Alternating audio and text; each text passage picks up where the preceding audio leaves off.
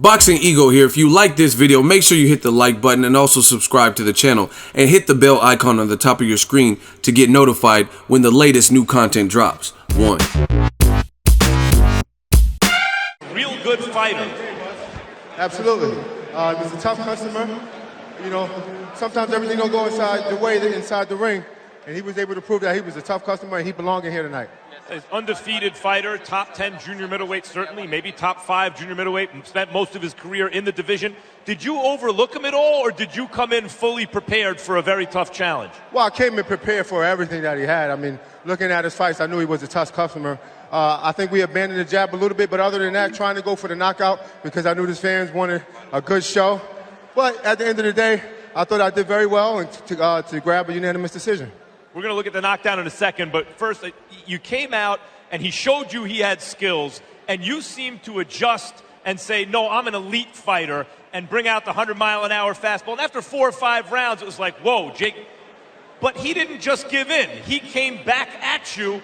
By late in the fight, it seemed that this could be closer on the scorecards maybe than it was anticipated. Did you feel you were in danger at all in the scorecards late?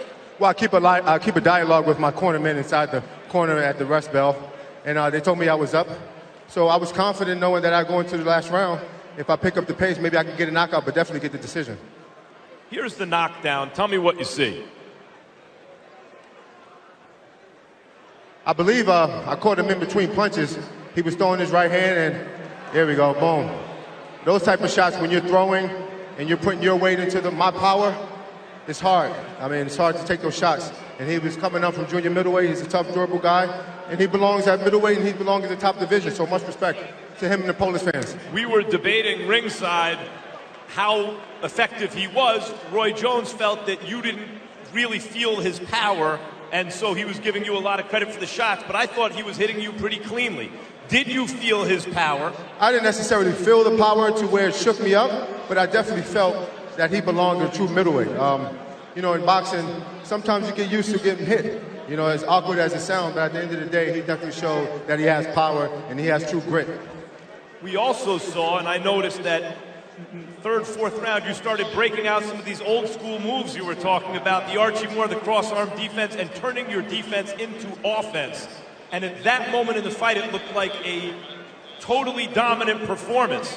It turned into just a really good fight that you gutted out and won with the knockdown at the end.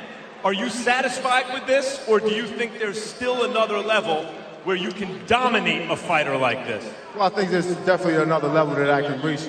But at the same time, you know, when you're in there with top 10, top 15 guys, it's hard to just, you know, dominate those guys. But at the same time, I'm happy with my performance. We'll go back to the drawing boards and see what we can do differently next time out.